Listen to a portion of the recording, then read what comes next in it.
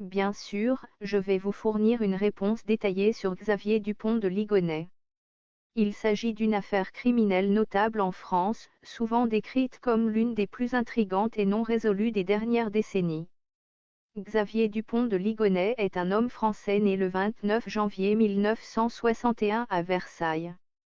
Il est soupçonné d'être impliqué dans le meurtre de sa famille, une affaire qui a captivé l'attention du public depuis sa découverte en avril 2011. À l'époque, les corps d'Agnès Dupont de Ligonnès, sa femme, et de leurs 4 enfants Arthur, Thomas, Anne et Benoît ont été retrouvés enterrés sous la terrasse de leur maison familiale située à Nantes, dans la région des Pays de la Loire.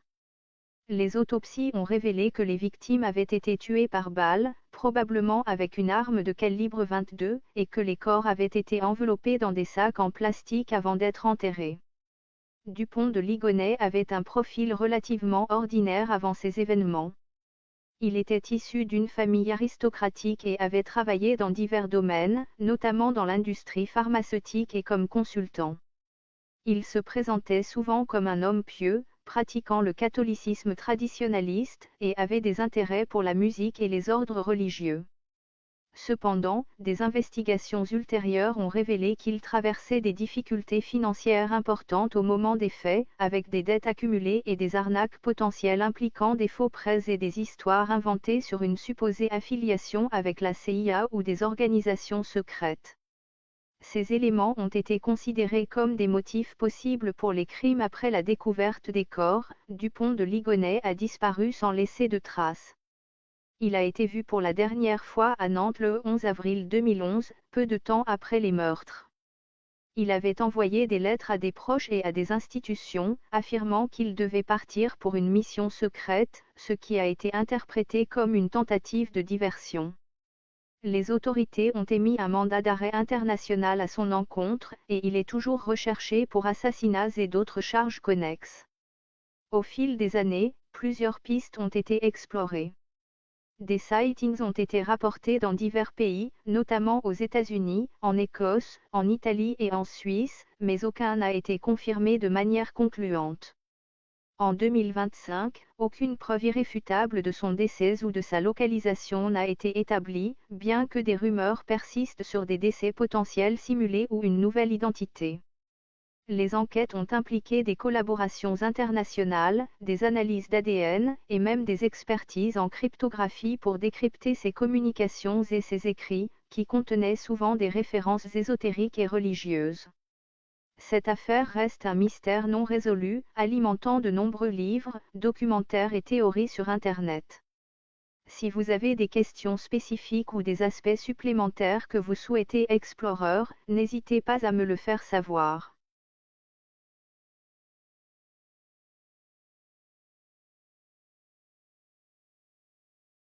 Je vais répondre à votre question sur l'emplacement actuel de Xavier Dupont de Ligonnès de manière complète et détaillée, en m'appuyant sur les informations disponibles jusqu'à la date actuelle. Tout d'abord, permettez-moi de contextualiser qui est cette personne et l'affaire concernée.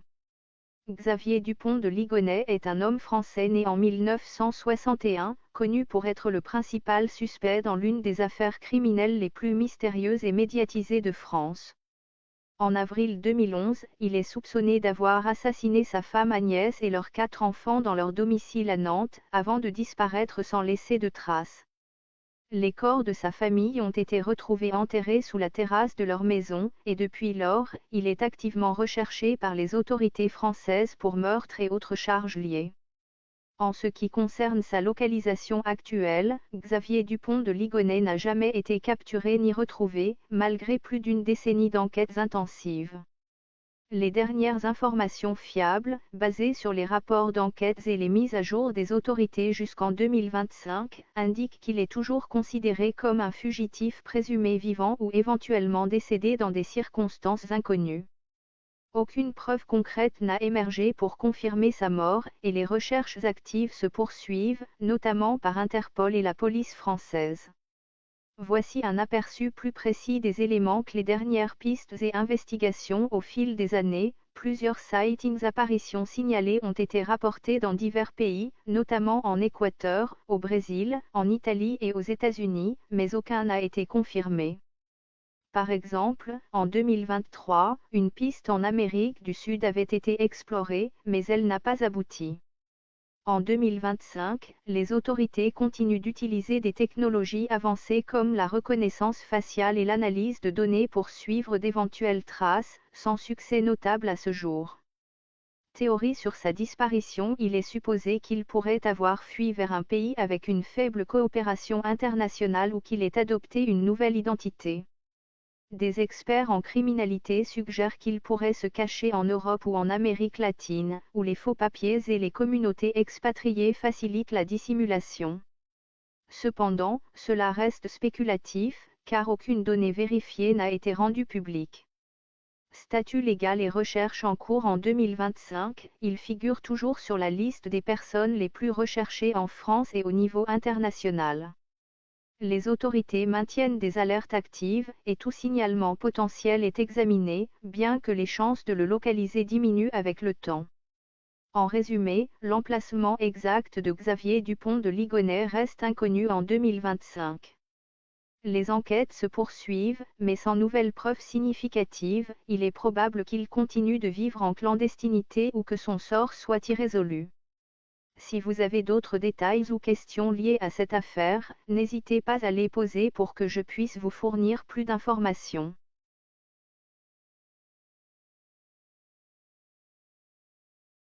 N'est-ce la vérité cachée sur le monstre du Loch Ness? Pendant près d'un siècle, le monde a hésité entre fascination et scepticisme face à la légende du monstre du Loch Ness. Présenté comme un simple mythe folklorique, Nessie aurait été relégué au rang de curiosité touristique.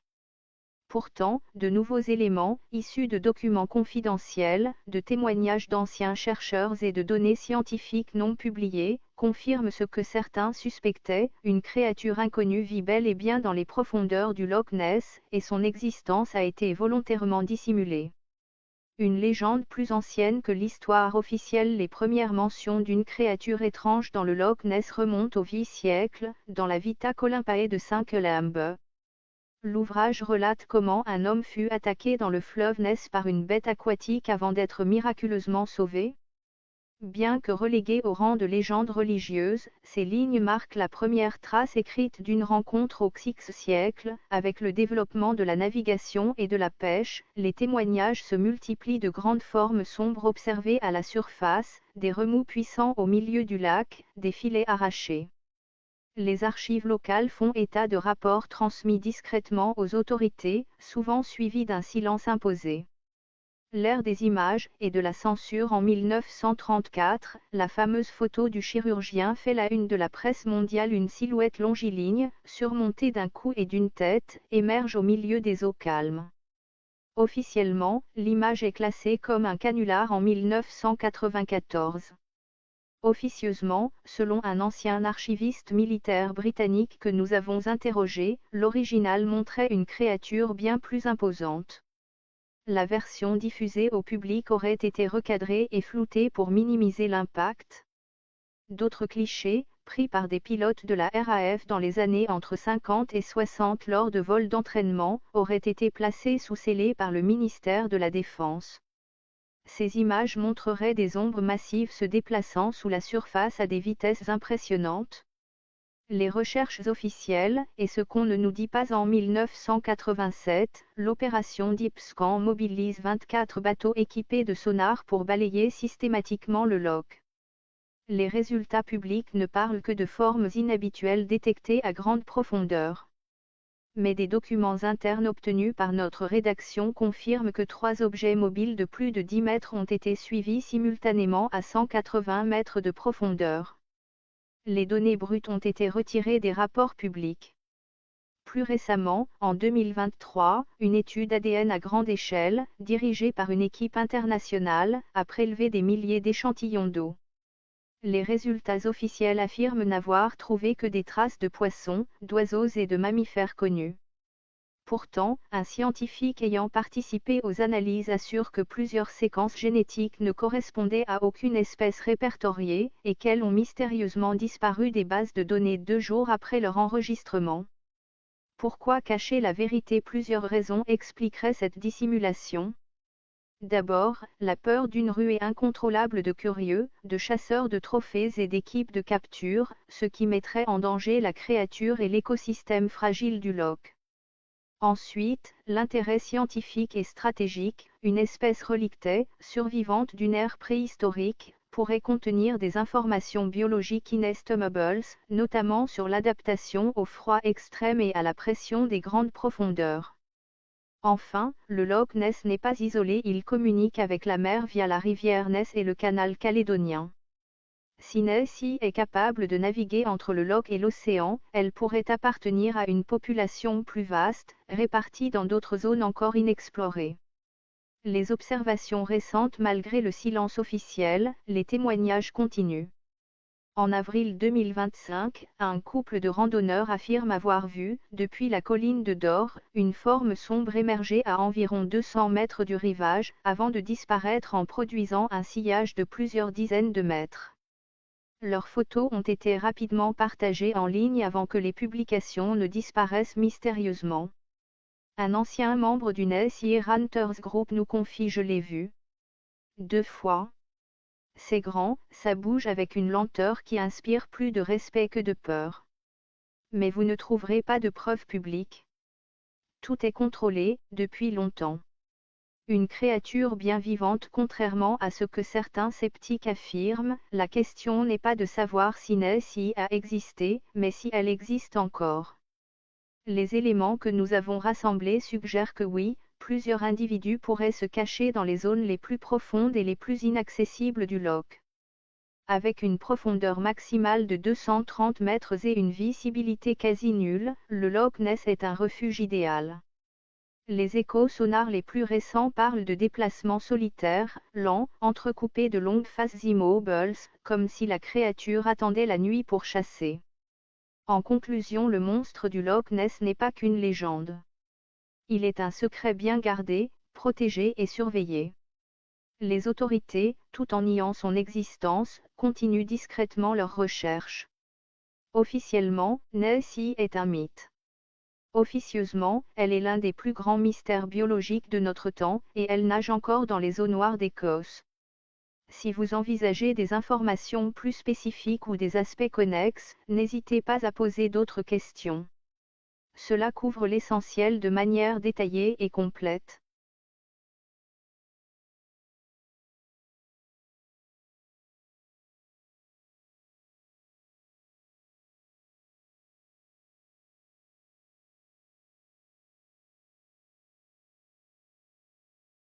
L'île interdite du Brésil que vous mentionnez fait probablement référence à l'île de Queimada Grande, également connue sous le nom d'Ilha da Queimada Grande ou simplement Snake Island. C'est l'une des zones les plus isolées et restreintes du pays, située au large de la côte de l'État de São Paulo, à environ 33 km de la ville de Cananéia. Laissez-moi vous en expliquer les détails de manière complète et structurée. Localisation et caractéristiques géographiques: cette île mesure environ 43 hectares et est couverte d'une végétation dense, typique d'un écosystème insulaire subtropical. Elle fait partie de l'archipel de l'État de São Paulo et est entourée par l'océan Atlantique. Son relief est relativement plat, avec des falaises côtières et des zones boisées qui abritent une biodiversité unique. L'île est petite, mais son isolement l'a rendue un environnement préservé, où la nature a évolué sans interférence humaine majeure. Raison de l'interdiction: l'île de Queimada Grande est interdite au public principalement en raison de sa population massive de serpents venimeux. On estime qu'il y en a entre 2000 et 4000 par hectare, ce qui en fait l'un des endroits les plus denses en reptiles au monde.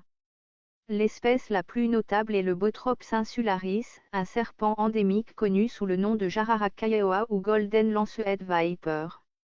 Ce serpent est extrêmement venimeux et responsable de morsures potentiellement fatales. Le gouvernement brésilien, via l'Institut Chico Mendes pour la conservation de la biodiversité ICMBio, impose une interdiction stricte depuis des décennies pour des raisons de sécurité. Seuls les chercheurs, les scientifiques et les autorités autorisées peuvent y accéder, et cela nécessite une planification minutieuse, des équipements de protection et des autorisations spéciales. Cette interdiction remonte aux années 1980, mais elle a été renforcée au fil du temps. Historiquement, l'île a été utilisée pour des activités humaines limitées, comme la culture de bananes ou la chasse aux oiseaux, mais ces pratiques ont été abandonnées en raison des risques. Aujourd'hui, en 2025, les autorités maintiennent cette politique pour préserver l'écosystème et éviter tout accident, bien que des expéditions contrôlées continuent d'étudier la faune. Aspects écologiques et scientifiques. L'île est un laboratoire naturel pour les biologistes. Le Bothrops insularis, par exemple, est une espèce en voie de disparition, et son étude aide à comprendre l'évolution des serpents dans des environnements isolés. Ces serpents se sont adaptés à l'île en développant un venin particulièrement puissant, qui est plus efficace pour chasser les oiseaux migrateurs, leur principale proie. D'autres espèces, comme des oiseaux, des lézards et des insectes, coexistent dans cet écosystème fragile, mais les serpents dominent l'attention en raison de leur dangerosité. En termes d'informations actuelles de 2025, des recherches récentes basées sur des données scientifiques mises à jour indiquent que des efforts de conservation ont été intensifiés pour protéger cette biodiversité. Par exemple, des programmes de monitoring ont été mis en place par des organisations internationales, en partenariat avec le Brésil, pour étudier les impacts du changement climatique sur l'île. Cela inclut des observations sur les migrations d'oiseaux et les variations de population de serpents, qui pourraient être affectées par la montée des eaux ou les tempêtes plus fréquentes. Légendes et curiosités. Au-delà des faits scientifiques, l'île de Queimada Grande est entourée de mythes et de légendes qui ajoutent à son aura mystérieuse. On raconte des histoires de pirates et de contrebandiers qui auraient utilisé l'île comme cachette au XXe siècle, cachant des trésors ou des marchandises illicites. D'autres récits parlent de marins disparus ou d'aventuriers téméraires qui ont tenté d'y atterrir, souvent avec des conséquences fatales. Bien que ces histoires soient anecdotiques et non vérifiées, elles contribuent à la fascination populaire pour cet endroit interdit. En résumé, l'île de Queimada Grande représente un exemple fascinant d'un écosystème isolé et dangereux, où la nature règne en maître. Contexte sur les îles interdites au Brésil. Au Brésil, plusieurs îles sont classées comme interdites ou hautement restreintes en raison de leur statut environnemental, militaire ou de recherche. Ces zones sont souvent utilisées pour des études scientifiques sensibles, impliquant la biodiversité, l'écologie, ou même des tests expérimentaux. Par exemple, l'archipel de Fernando de Noronha, situé dans l'océan Atlantique, à environ 545 km de la côte nord-est du Brésil, cet archipel est un site du patrimoine mondial de l'UNESCO depuis 2025 et est souvent considéré comme interdit au public pour des raisons de conservation. Les expériences scientifiques y sont courantes, notamment dans les domaines de la biologie marine et de l'écologie. Des chercheurs brésiliens et internationaux y mènent des études sur les écosystèmes coralliens, les migrations animales et les impacts du changement climatique. En 2025, des programmes avancés financés par des institutions comme l'Institut national de recherche spatiale INPE ou des partenariats avec des agences internationales comme la NASA ou l'Union européenne impliquent des expériences sur la surveillance des océans via des drones et des capteurs intelligents.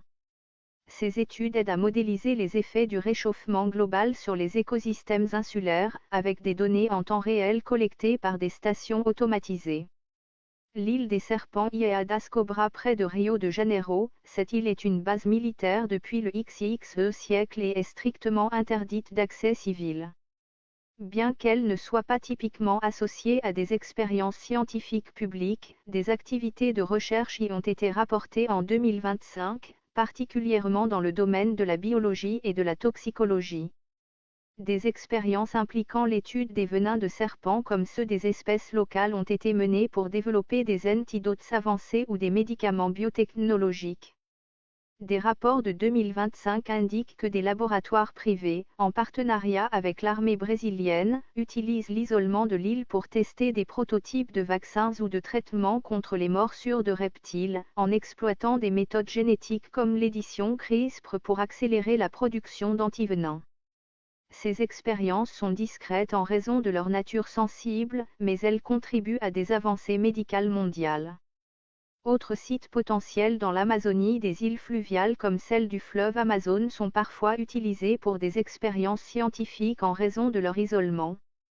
Par exemple, des zones protégées comme celles gérées par l'Institut Brasileiro de Geografia e Estatística IBGE ou des organisations comme l'Amazon Environmental Research Institute pourraient être considérées comme interdites pour préserver la biodiversité.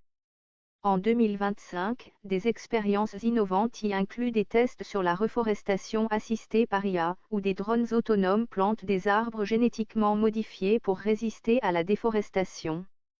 Ces projets, financés par des entités comme Google Earth ou des startups brésiliennes, visent à inverser les effets de la dégradation environnementale, bien que l'accès soit limité pour éviter les interférences. Détails sur les expériences scientifiques. Si l'on se concentre sur les expériences scientifiques potentielles sur de telles îles, voici un aperçu plus approfondi des types d'activités qui pourraient y être menées en 2025. Recherche écologique et biologique. De nombreuses expériences visent à étudier les écosystèmes uniques des îles brésiliennes. Par exemple, sur Fernando de Noronha, des scientifiques utilisent des technologies de 2025 comme l'IA pour monitorer les populations animales en temps réel. Des expériences impliquent le déploiement de capteurs biométriques pour suivre les tortues marines ou les oiseaux migrateurs, aidant à prédire les impacts des événements climatiques extrêmes. Ces études sont souvent interdisciplinaires, combinant biologie, informatique et océanographie. Expériences technologiques et militaires sur des îles restreintes comme l'IA das Cobras. Les expériences pourraient inclure des tests de drones ou de robots autonomes pour des applications de surveillance environnementale ou de défense. En 2025, des rapports indiquent que le Brésil participe à des programmes internationaux pour tester des technologies de géoingénierie, comme la dispersion de nanoparticules pour contrer l'élévation du niveau de la mer. Ces expériences sont menées avec un haut niveau de sécurité pour éviter les fuites d'informations. Implications scientifiques plus larges. En général, ces îles servent de laboratoire naturel pour des expériences qui ne pourraient pas être réalisées ailleurs. Par exemple, des études sur l'adaptation génétique des espèces en réponse aux changements environnementaux sont courantes. En 2025, des avancées en biotechnologie permettent des expériences avec des organismes modifiés, comme des algues engineered pour absorber plus de compagnie 2, testées dans des environnements isolés pour évaluer leur viabilité à long terme. Si vous envisagez des informations plus spécifiques ou des aspects connexes, n'hésitez pas à poser d'autres questions. Cela couvre l'essentiel de manière détaillée et complète.